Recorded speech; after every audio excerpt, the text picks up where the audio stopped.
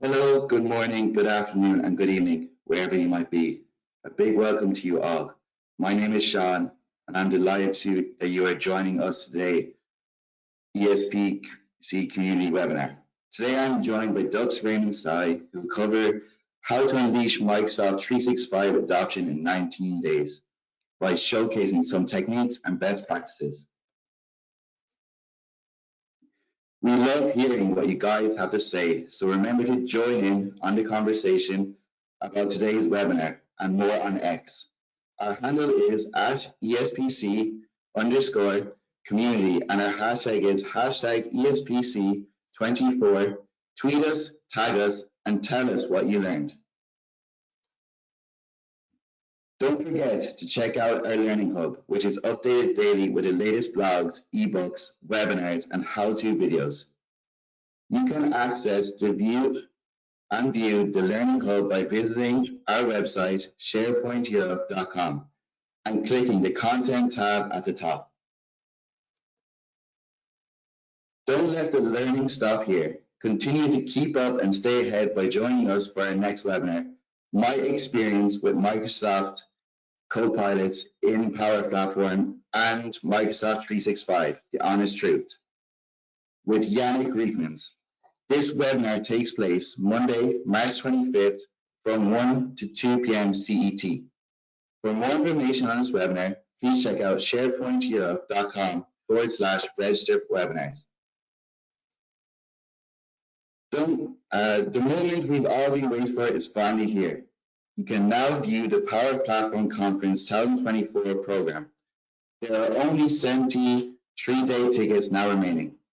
Get ready for the immersive experience, hot topics and trends, world-class speakers, interactive panels, engaging tutorials, networking extravaganza, and much more.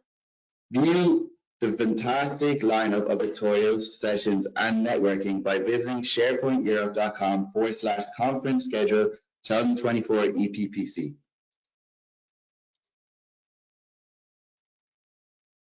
Unlock the power of Microsoft 365 and stay ahead in the game with ESPC 24 Super Early Bird Sale. Get exclusive access to insights from Microsoft corporate and industry leaders. Seize the chance to enhance your skills and propel your career forward. Secure your spot today by visiting sharepointeurope.com/pricing. We're excited to bring back yet another Microsoft Power Platform Contact Week, which will take place from 25th to 29th of March 2024. This week-long event is designed to provide you with free online learning opportunities on various topics related to Microsoft Power Platform. Learn from the experts and gain valuable insights and knowledge from leading community members, Microsoft Power Platform experts, and MVPs. Be sure to join us by visiting sharepointeurope.com/Power Platform Week. As always, if you have any question at any stage, feel free to type into the question window and Dux will get to you during the webinar. This webinar will be recorded and added to the Resource Center, where you'll be notified by email when it's available. And now I'm going to pass you over to today's webinar presenter, Dux. Hello, Dux. Thanks for joining us today. Hey, hello, how are you? And thank you everybody for joining. Let me go ahead and share my screen. Give me a second here. Hey, Sean, do you see my screen? Yes, I see your screen. That's perfect, Dux. Thank you. Fantastic. Good morning, good afternoon, good evening to everyone. My name is Dux Raymond Sai.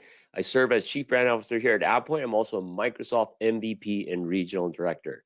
I'm so excited to spend the next 45 minutes, 50 minutes or so to walk you through on how you unleash Microsoft 365 adoption in 90 days.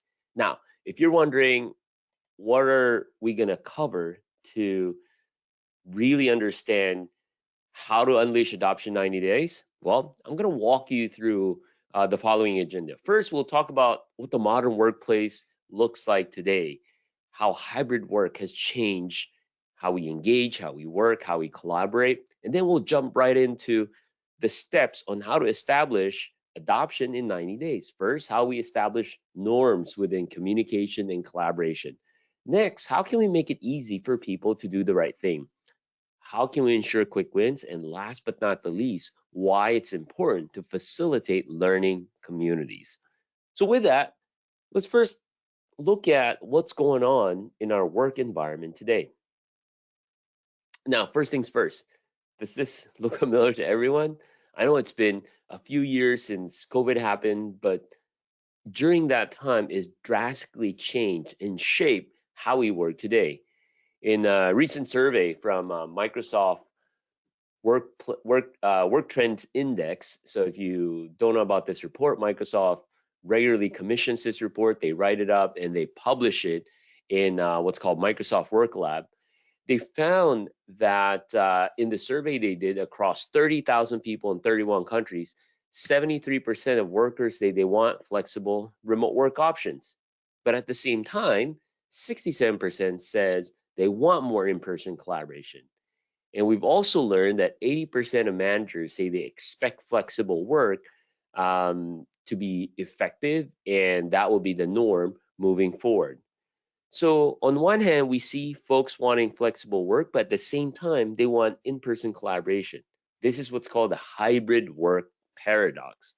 So, taking this reality, what we've also found, the nature of work has evolved. And, in the past, for example, when you think about work, it's like, oh, 9 to 5, you got to be in the office at 9, go home at 5. But really, today, in most work environment, work is really flexible, especially the way we do work in what we call knowledge work. Work is not tied to a single device. You could use anything, anywhere. And the idea is the more sharing we can do, the better we can be as individuals and as organizations as well. So clearly, on one hand, where we work, how we work has evolved, but the thinking of work also has changed.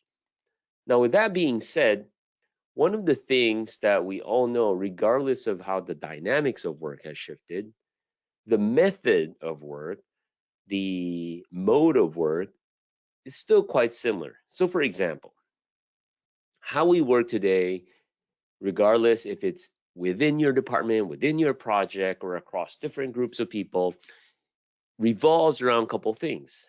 The way we collaborate is working on files. So we share these files. We would communicate via calls or email or meetings.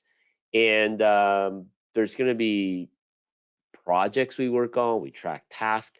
So regardless of if we're in person or remote, all these things, how we work, is still relevant.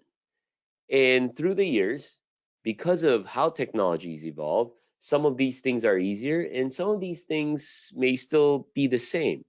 And this is how Microsoft thinks about it. When you think about Microsoft 365, when it first came out more than 10 years ago, essentially what they did, they took a lot of their on-premises technology like email or SharePoint or OneDrive and then made it available in the cloud.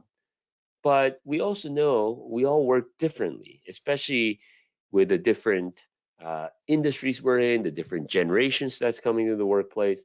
So Microsoft offered a lot of different options through the Microsoft 365 cloud platform, from beyond your email, beyond your file sharing. Then we have technologies like Teams to effectively allow us to communicate and collaborate. Microsoft Loop, Microsoft Viva, and now with Copilot in the picture, it just provides us more options and better ways to communicate and collaborate. But at the same time, the challenge may also be because of all these different technologies, adoption can be harder. It sometimes may be perceived as, oh, wow, it's just too much. I don't need all this. I just need my email and Microsoft Excel, and I'll be fine. So the goal really is to facilitate sustainable adoption. And what sustainable adoption is all about, you're bridging the technology, which is Microsoft 365, with what business activities are impacted and also how people are impacted with these changes in technology. And the goal is you want to minimize these negative impact because regardless of how great you are in rolling out the technology, there's always going to be an impact. We want to promote the consistent use and adoption of 365. And then last but not the least, we want to provide resources for our colleagues to be successful in adopting the technology. Because oftentimes we see even organizations today that you may think that's quite mature, at some point there's a situation where organizations and people only adopt so much. Sure, they adopt email, they adopt Teams, but beyond that, even with Teams, a lot of organizations aren't maximizing its full capability. And this is, again, where you want to facilitate sustainable adoption. So, how do we do that? Couple ways to do it. But from a logical perspective, here are the key steps to success. And this is based on the experience I have working with organizations around the world and also within my organization here at AppPoint. So at AppPoint, we have over 2,500 colleagues worldwide. We're in 17 countries, and we're a software company that helps organizations collaborate with confidence. And internally, we also use these tools that you do. Certainly, we're a big adopter of Microsoft 365 and also all the different capabilities that it offers. So, how can you unleash Microsoft 365 adoption in 90 days? Well, first and foremost, we have to establish norms. When we think about norms, it's really norms around how we communicate and collaborate. We can't assume that we all would just figure it out because that's what a lot of organizations um, think about, right? Especially with technologists. I'm guilty of this. I'm in IT. Oh, folks will figure out how to use this, and people all be efficient and adopt this effectively. But the first step, even before you start throwing technology around, is really stand back and think about, okay, as an organization, how do we communicate and collaborate, or as a team, or even individually as an employee? So here's something that I do with my organization and my team. So within my organization, let's say there's a new employee that joins my department. One of the first things I have my colleague do is create what's called a user manual. Now, you're thinking, what's a user manual? Why do I need to do that? Because oftentimes, right, there's always this assumption on how we work together. And almost always this assumption is not correct. And one time a few years ago, I realized, hold on. How come when we buy any device or any gadget, a new phone, a new car, a new computer, it comes with a user manual. It gives me perspective on how I can interact and use with the device. But then people don't come with user manual. So uh, at that point, I go, why don't I encourage everyone, including myself, to create a user manual? So let me show you. So in this example, it's very simple, right? So this is my user manual, and I highlight key things. These are the conditions I like to work in. I like to listen to deep house music. I like to work sitting down in the morning and standing up in the afternoon. These are the times I like to work, right? I said, my calendar's open for people to schedule meetings. Best ways to communicate with me. Team chat is the quickest way to get to me. If you send me an email, it may be delayed. And when you communicate with me, be direct, short sentences or bullet points. And I even share what my pet peeve is. Also, no need to apologize when contacting me. It's unnecessary to tell me that you're sorry for bothering me, right? Oh, hey, doc, sorry for bothering you. No, don't worry about that. Don't need to do that, right? So now I share how I work, how you can best communicate, how can you best collaborate, things I need, how I learn best, things I struggle with, things I love. And if I were an animated GIF, I would be, etc. And then it looks simple, but I gotta tell you, by doing this, it changes the dynamic of how I interact with folks, and it lowers the barrier of especially a new employee to get people on the same page. So I'll show you another example. This is with my colleague Sherry Ann. She did a fantastic job with her user manual, right? And then here's a template I just shared with my team, right? And they would fill this out. So how would this work? So going back to norms, right? When a new person joins, they fill out this user manual, and we store this user manual in our teams. So let me show you. Let me bring up Microsoft Teams here. And when I go to here, this is a good example.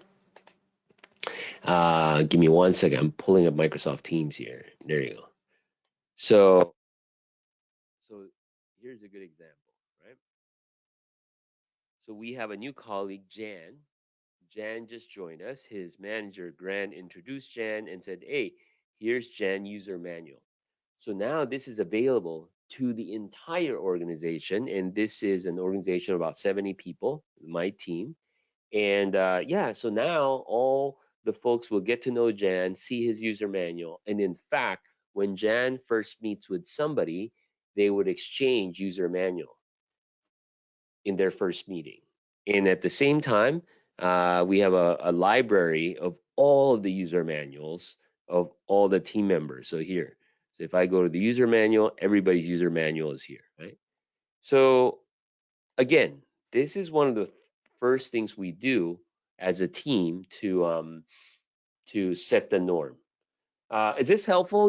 Feel free to share your feedback. Thumbs up or said yes, this is helpful. And by the way, if you want a copy of this, I'll certainly be more than happy to share it with you as well.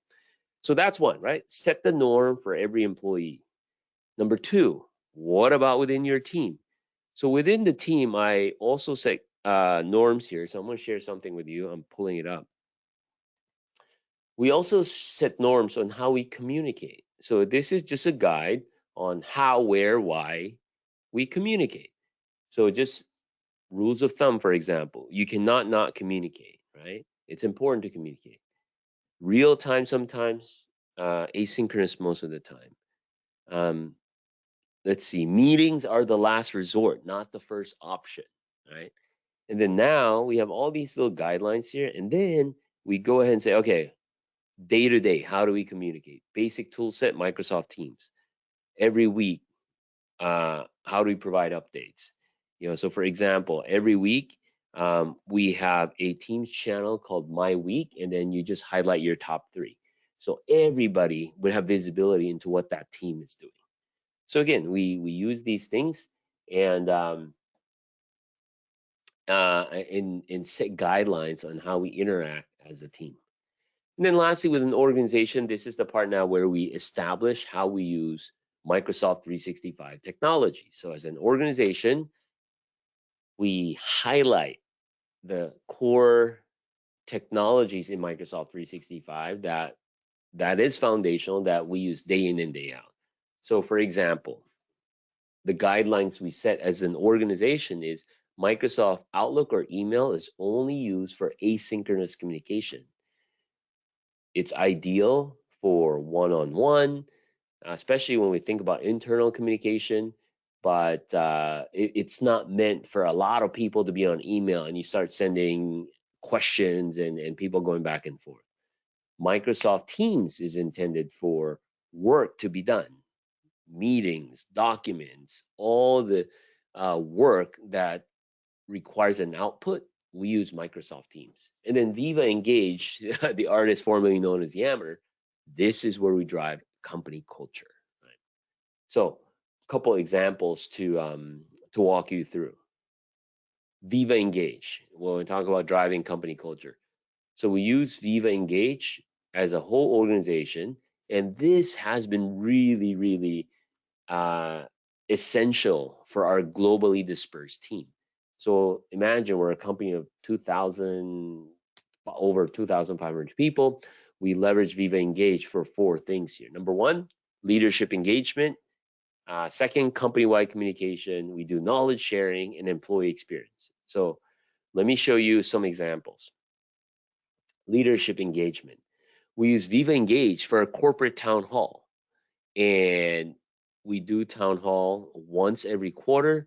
And the idea is this: with Viva Engage, we would have a town hall channel, and within Viva Engage, we would allow our colleagues around the world to join the town hall. And if you look at Viva Engage, it has the capability to do like a Facebook Live or you know, live streaming capability. So the engagement is quite interactive. So for example, let me kind of show you an example again. Let me go back to the browser and let me go to Viva Engage. So in our Viva Engage platform, we use this a lot. This is like our internal platform for all driving culture, right? So let me see. Okay, so we have a town hall community, and in this community, all the town halls are here. Now, the way this works is every time we have a town hall, when we schedule it, it shows up in our colleagues' calendar.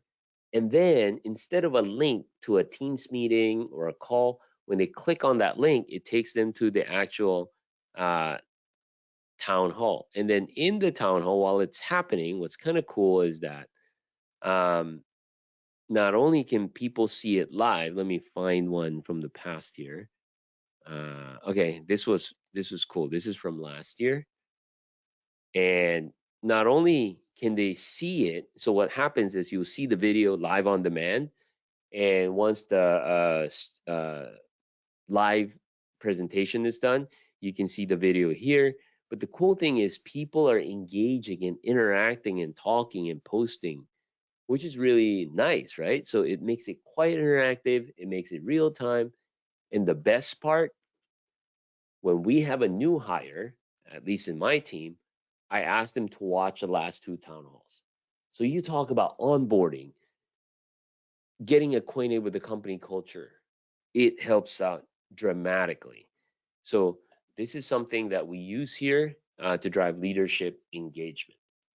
Now, we also use it for company-wide communications, where in the past everything went through email.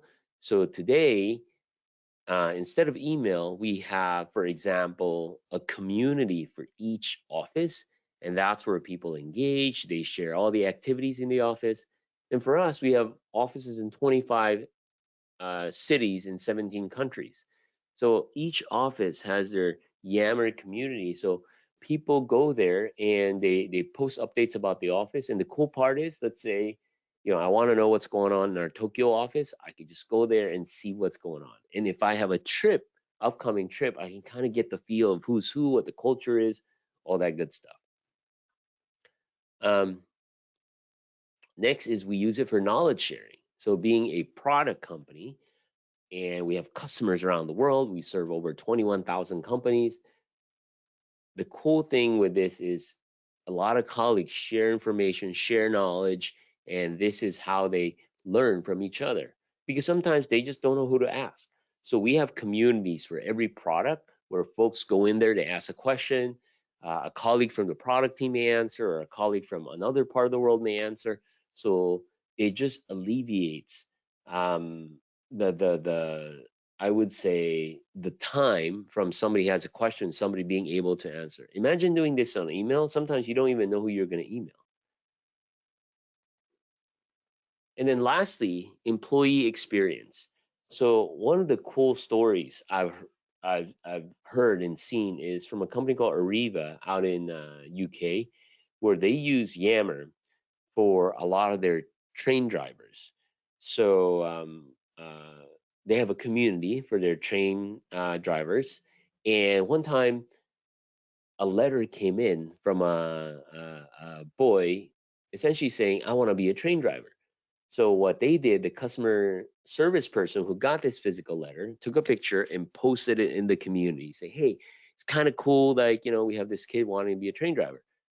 So in the letter, essentially, the child was asking, "Hey, I want to drive trains, but tell me what should I do first? Should I go to university or should I do an internship? Whatever, right?"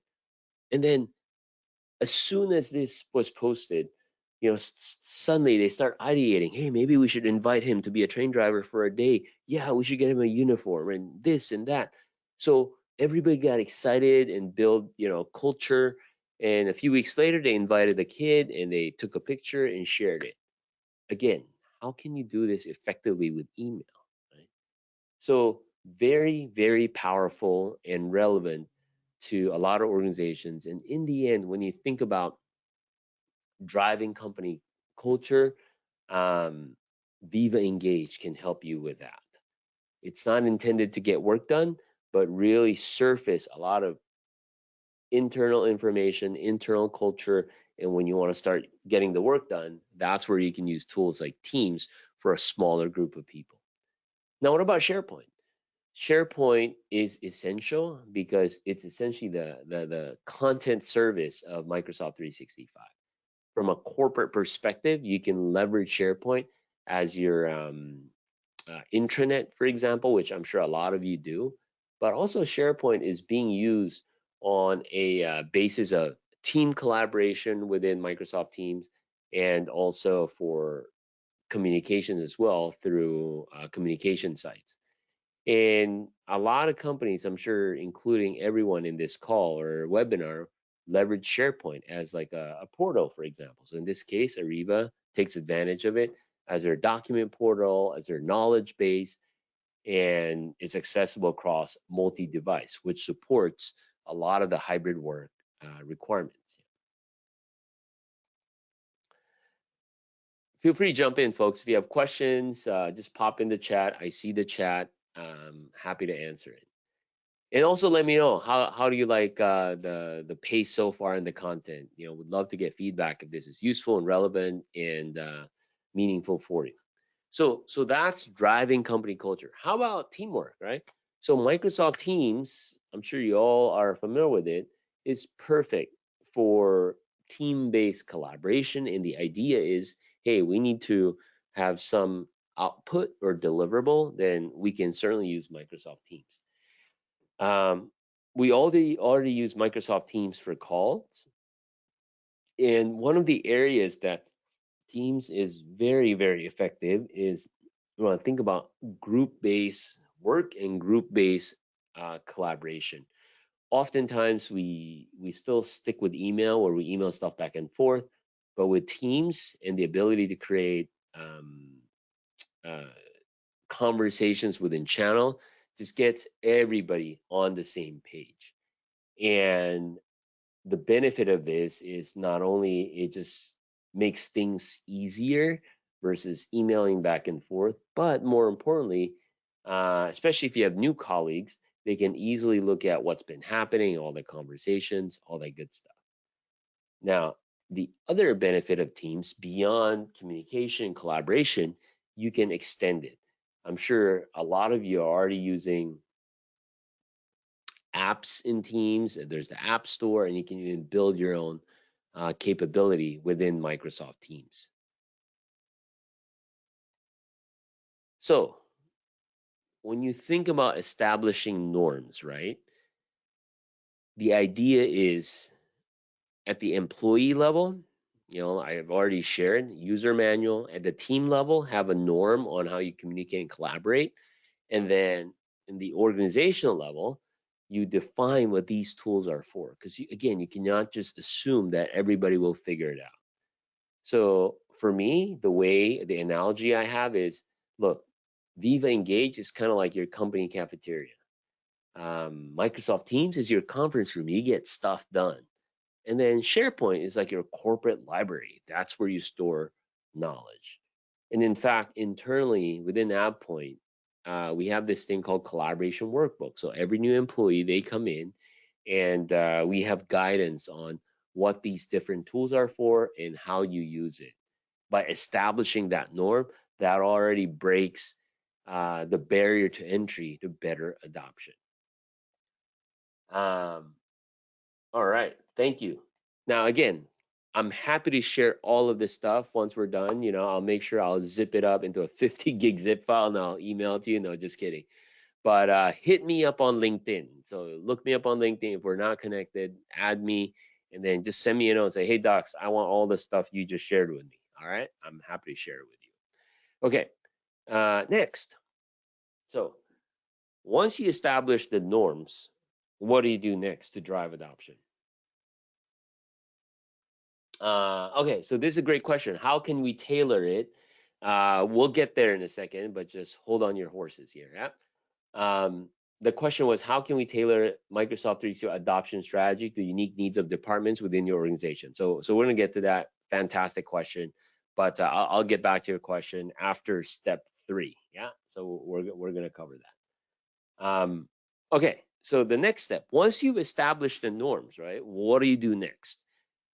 What you do next is you got to make it easy for people to do the right thing, because change is hard. Change is the hardest thing, as you and I know. I'm guilty of this too. Anytime you introduce something new to me, I don't want to do it, right? So what do we do, right? So for example, let me show you a specific example on why you have to make it easy for people to do the right thing. So when creating a team, for example, behind the scenes, Microsoft Teams actually relies on a bunch of other technology. So when you create a team, one of the first things Teams would do, is it will create what's called a Microsoft 365 group. Microsoft 365 group is not an app. It's essentially like a keychain that holds all these apps together and also knows which user can access what, right? So when you create a team, it creates a Microsoft 365 group, but it also creates a OneNote notebook, a Microsoft Planner, Outlook calendar, and a SharePoint site collection. You don't have a choice. It creates all this stuff because once the team is created, sure, Teams is responsible for the calling, the chats, and the conversations. But then the idea is if you have a team, you have now a place to store files, which is powered by SharePoint. You have a ability to do group scheduling through the Outlook calendar. You can assign tasks through Planner. You can track notes through OneNote, which is all great. But then, as they said, with great power comes great responsibility. Because once you start using these capabilities, you store files in SharePoint, for example. In OneNote, you keep all the notes, but sometimes you attach documents, right? In Planner, you can attach documents as well. So the question now becomes, okay, what happens once the project is over? What happens when you're not using the team anymore? Most organizations, most likely, is just sitting there, right? That's one. So that's one challenge. The other challenge is no matter how much we tell people what to do and not to do, people forget, right? It's not like people are malicious, but they just forget. Hey, Ducks, make sure you don't randomly give access to people, or don't allow external users to be part of the team and have access to your files, right? So while we know we have to do the right thing, but sometimes it's hard to remember to do this because we have a job to get done. In fact, Gartner in 2018, 6 years ago, already identified this, right? They said Teams will be as common as Outlook, and just like SharePoint, it can go out of hand.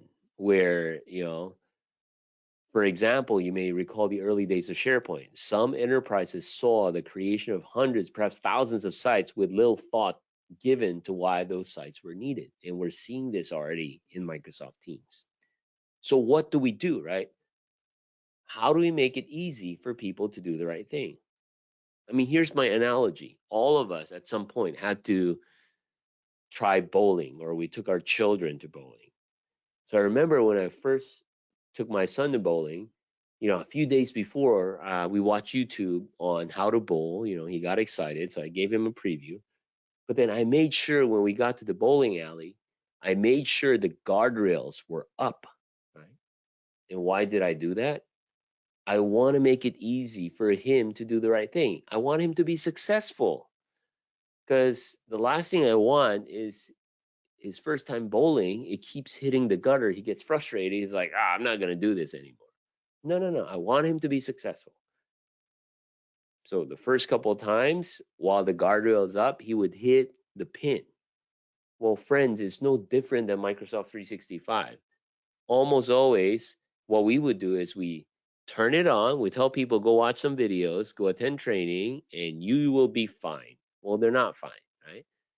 Because oftentimes, if they can't figure out Microsoft Teams or some of these tools we expect them to use, they get frustrated. They just go back to email and send Excel files as an attachment.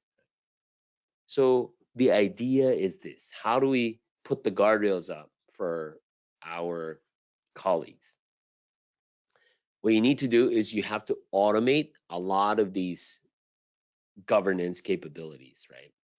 And mind you, governance is not a bad word. A lot of people think, oh, with governance, we're going to control people. No, no. Governance is making it easy for people to do the right thing. That's it. And when you think about governance, it's within three core areas that you have to consider. One, how do you govern the creation of workspaces? And what I mean by that, do you have ways to make it easy for people to start creating teams or SharePoint? Uh, and part of creation is the idea that what are some of the rules or policies that has to be built in, right? And then once it's created, what are your governance around managing these workspaces?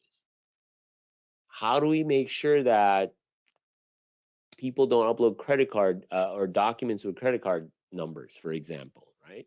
Or they don't share Excel files with personal information. And then the third pillar of governance is in the area of information lifecycle management. Once the workspace not being used, how do you retain, expire, and even dispose of workspaces? And that's important. So when you think about this, right, these three pillars of governance, you couple it with the unique needs of each department. So somebody's asking a question, how do you tailor it to your departmental needs? And this is what you do, right? You take your key departments, and this is a quick exercise, and then layer it with capabilities around collaboration, communication, things like external sharing, expiration retention. Do we allow them to create a team or not? What about recertification? So now, let's say Department A, this would be finance, right? Finance department.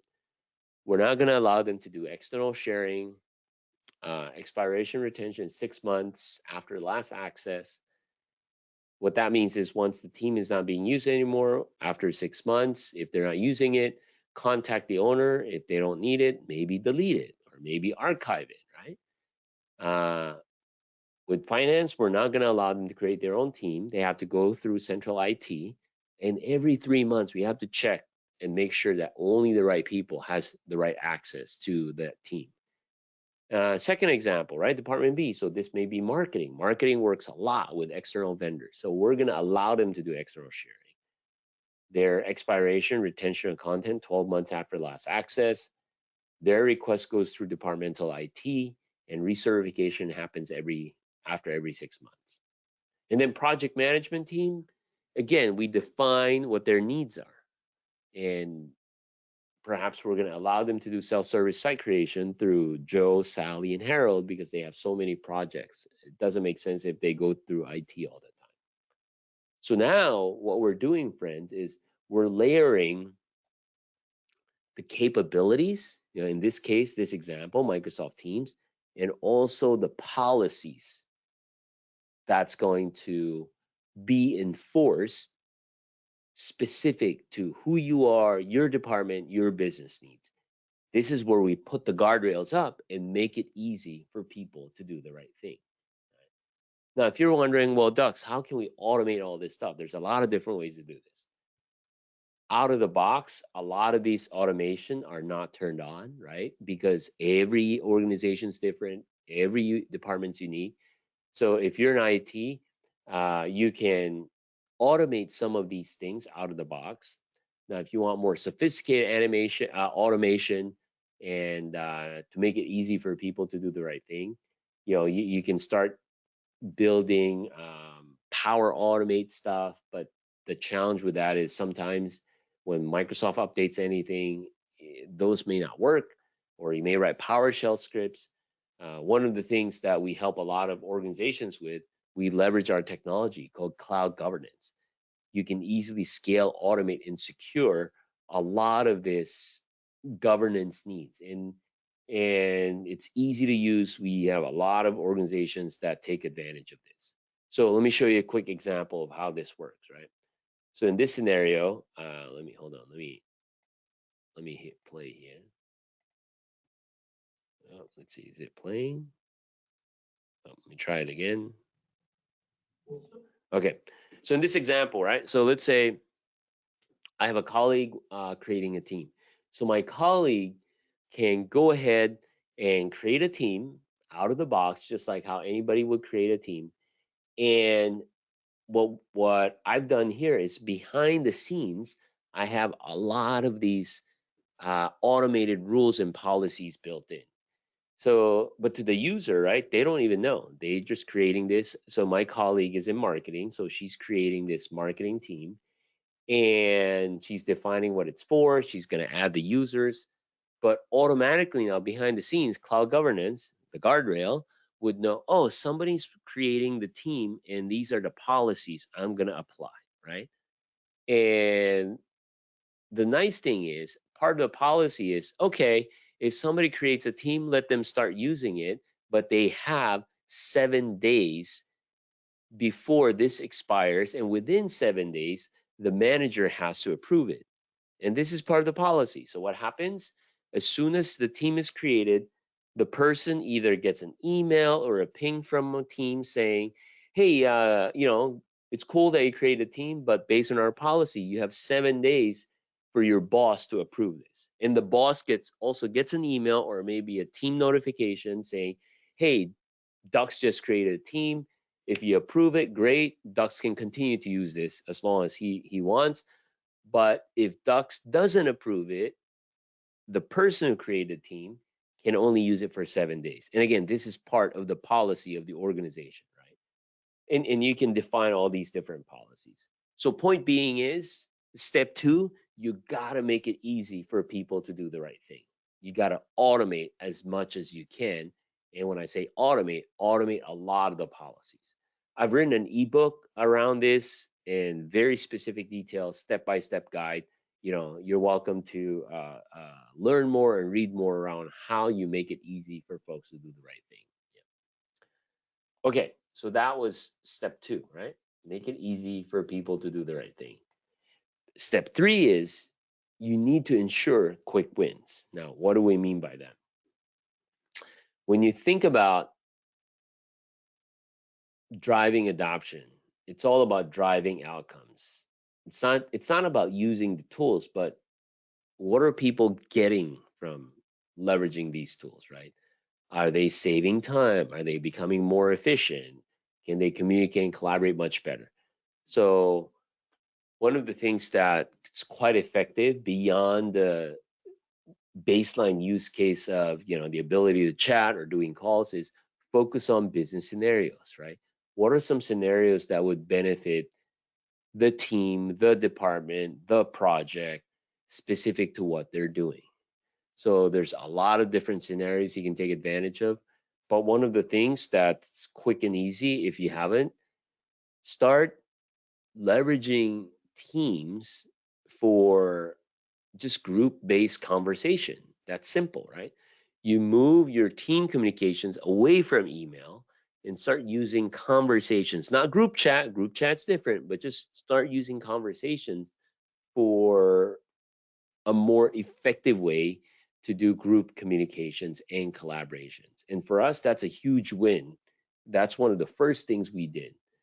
The next thing you can do is document collaboration. Again, instead of sending attachments back and forth, start doing co-authoring. And I'm sure a lot of you are doing this already, but you'll be surprised. Some teams and some organizations haven't really maximized this to the full benefit, right? So enhance document collaboration. The other thing is start taking advantage of like bots and apps. So this is an example. It's a free bot from the Team Store. So you can download this, you can add this for free. We created this for customers, but now we made it available to anyone. Essentially, you can talk to this bot and say, hey, can you restore my email? Because or files, right? Because one of the things, in case you don't realize this, if you delete anything in 365, your email, your file, your Teams chat, it only sits in your recycle bin for only so long. So what you can do, instead of ping IT to bring it back for you, you just talk to this bot, say, hey, Ava, can you bring back my email or this file I deleted?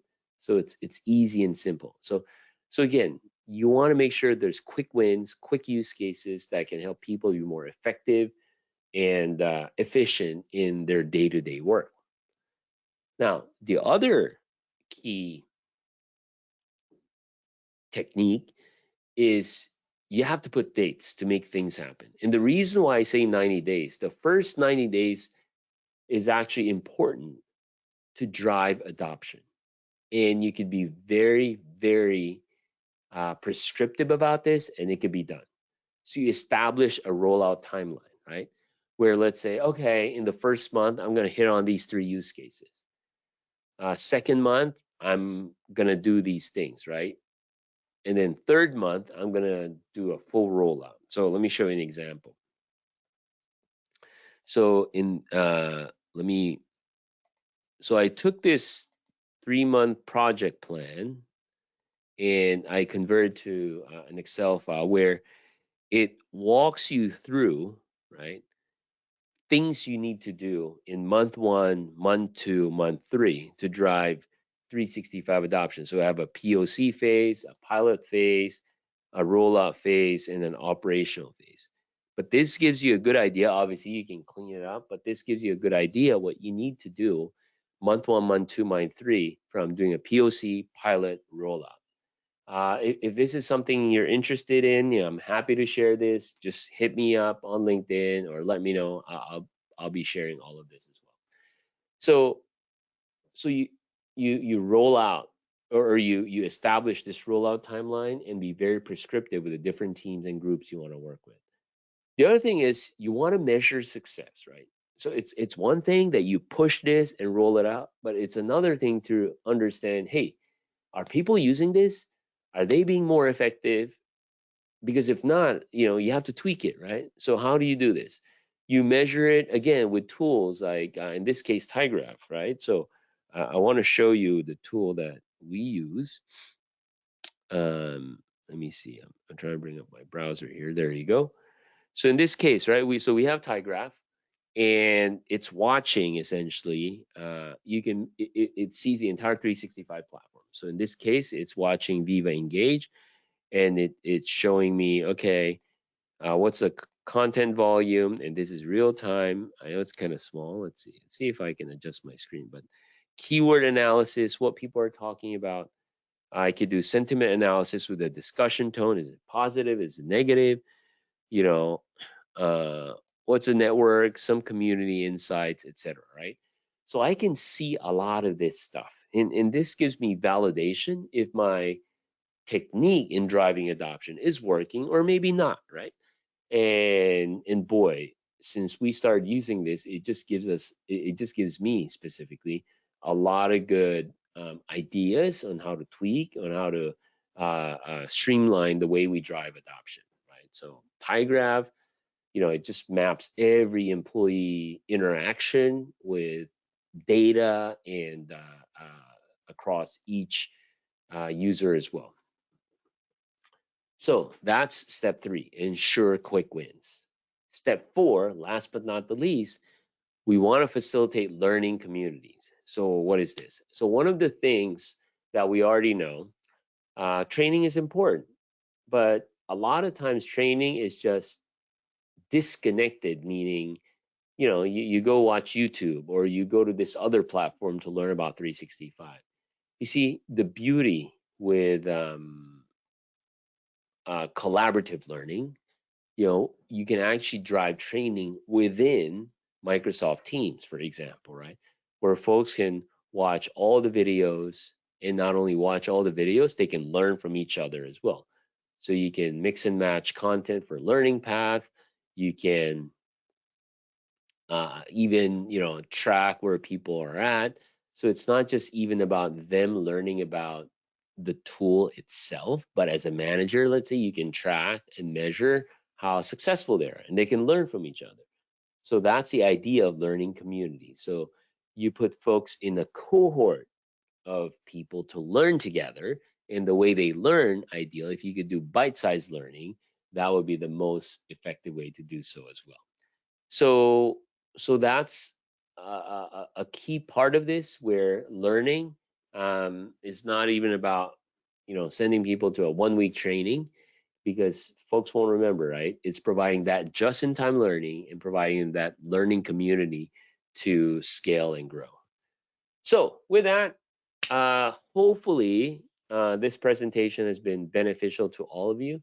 We've tackled a lot of things, and like I said, if you want some of these content, hit me up on LinkedIn. I'll be more than happy to share it with you. And also, for your continuous learning, subscribe to the Shift Happens podcast. I host this podcast. We're on episode 70 something now, where I talk to organizations around the world in the shifting digital workplace and how you can best maximize the tools you have today. All right. So, any other questions I can address or any feedback you can offer, I would be extremely grateful for it. Yeah, thank you, Dux, for a great presentation and demo. So now we'll get into questions and answers part. Should you wish to ask a question, please feel free to type into the question window now. So just our first question is, so what are the best practices for ensuring data security and compliance when migrating to and using Microsoft 365?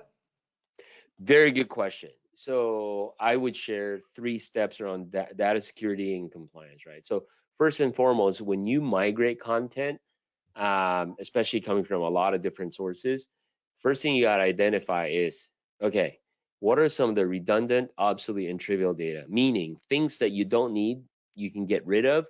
So get rid of it, right? Or even archive it. So that's step one. Step two is once you figure out what you want to keep, then you got to figure out, okay, are these things classified and tagged accordingly? Because based on tagging and classification, you can identify now who needs proper access to it. So classifying data is the second step.